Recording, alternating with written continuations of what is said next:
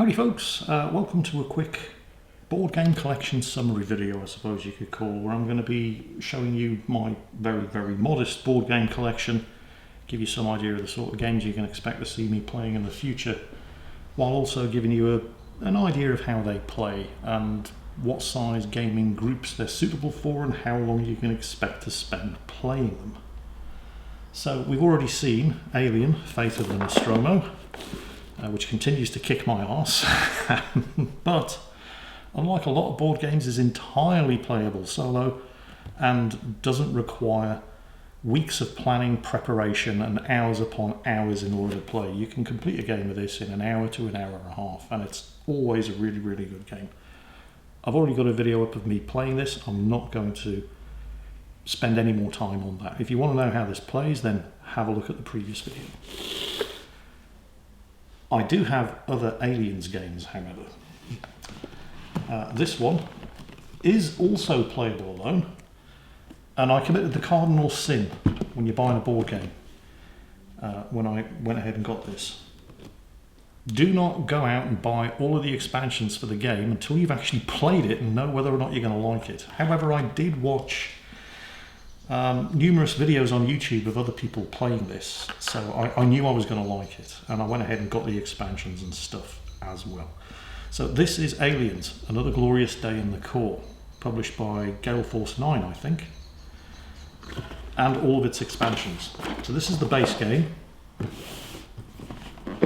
You can play it alone, and like Alien Fate of the Nostromo, a full game session probably ain't going to take you more than 2 hours. The way this works is it follows the plot of the movie Aliens, from when the Marines arrive at the colony of Happy's Hope on LV-426. They try to find Newt. They try to figure out what went wrong, where all the colonists went. They go to the atmosphere processing station. They get ambushed by the aliens. They have to fight their way out. Then they have to barricade themselves into the operations centre in the colony. Fight their way out of that again. And with the expansion, Get Away From Her, You Bitch, it reduces things like the power loader, the alien queen, and you can take the fight up to the Sulaco and try to complete the end of the movie where the alien queen gets tossed out of the airlock and jettisoned into space. On top of that, this isn't really an expansion, it's a assets and hazard pack where you replace some of the tokens that you get with a game with actual 3D printed models. Things like whale and Yeti supply crates, computer terminals, sentry guns, face huggers and alien eggs. Some of which I do actually have painted up. I may even remember to go and get some of them and show you what they look like as a cutaway in this video. And then the final expansion, Ultimate Badasses, which is basically, well, it's not just a set of extra figures. It does give you additional Marine characters, as well as Carter Burke, the company man. But it also introduces an experience system to expand upon the rules of Aliens itself. So this is a worthy expansion, if you're into the game. If not, obviously it's a complete waste of time. Moving on swiftly. This is called City of Horror. I'm not entirely sure who publishes it. Oh, there we go. It's a Repos production. For once, the indication on the front of the board is actually on the front of the box is actually quite accurate. A lot of the times you'll see a game say it's recommended for 1 to 6 players. What that usually means is it's only playable with at least 3 people. It's better with 4 or 5 or 6. For once, the game is actually quite honest and upfront. This is for 3 to 6 players. It's impossible to play this alone. And a game will probably take around about 90 minutes to play, so you don't have to dedicate an entire weekend towards playing it. What happens in City of Horror is you control a bunch of survivors in a ruined city, and you basically have to hold out until the rescue helicopters arrive. But of course, the city is overrun with zombies. The zombies, however, are not the biggest threat. The other players are. Because the way you win is to have the maximum number of your characters survive to the end of the battle when the rescue helicopters arrive. And the only way to do that is whenever a location is overrun by zombies, amongst you, the players, you have to decide whose character gets thrown to the zombies, who you're going to sacrifice to keep the zombies away. So it's very much a game of negotiation between the players, and leads to some very heated and frank exchanges of views. But it's a great game to play with a group. You can only play it with a group, but it's a very, very good game if that's the sort of thing that you're into.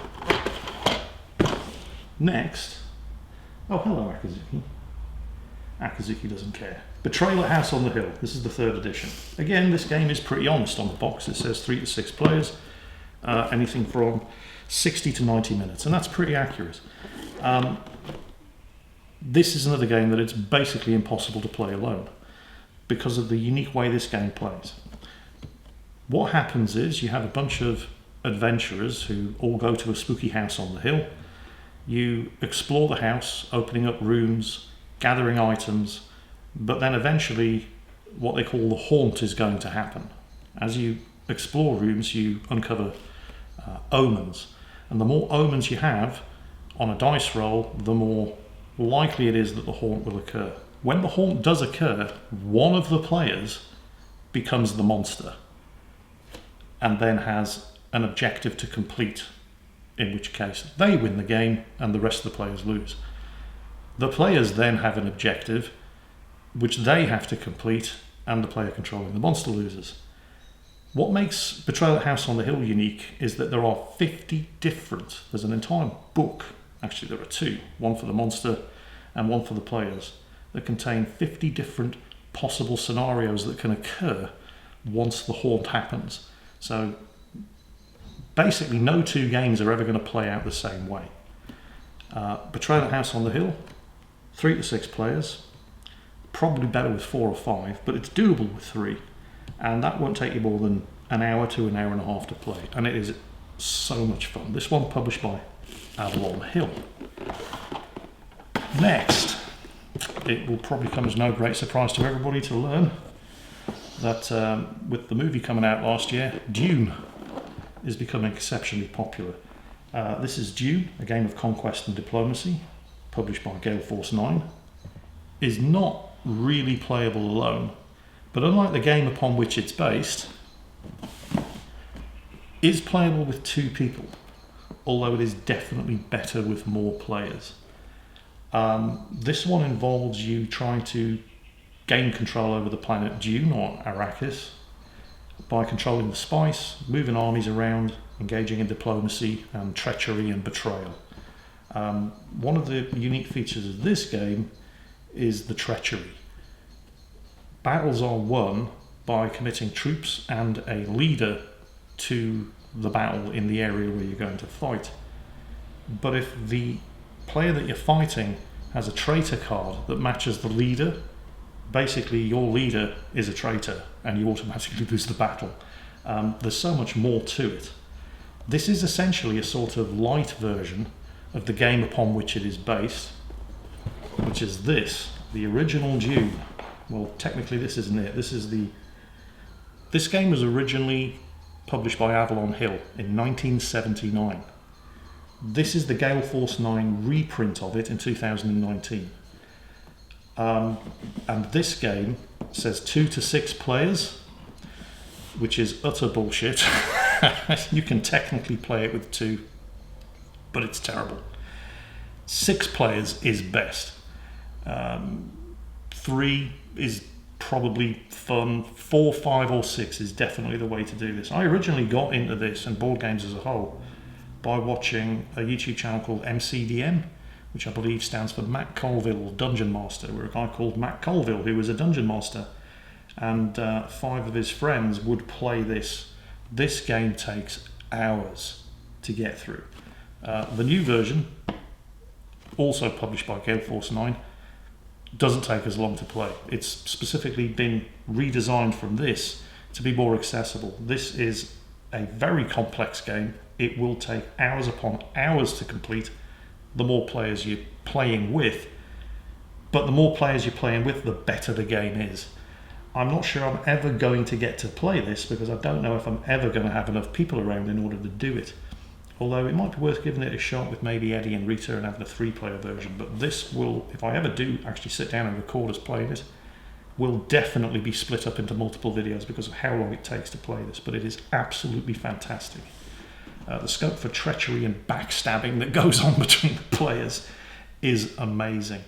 I also have one other game that hasn't arrived yet, but which I have on order, and that's Arkham Horror, the 3rd edition, which is a sort of Call of Cthulhu-inspired Lovecraftian horror game, which again is entirely playable by yourself, but is obviously going to be better with friends. So that's the current state of my admittedly very modest board game collection. There are some exceptionally good games here. All of these games are good. I did my research before I went out and bought any of them.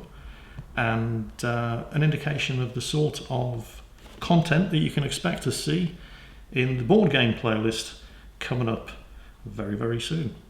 So I hope you enjoyed that brief look into what you can see coming up. And as always, take care, stay safe, and I'll catch you next time.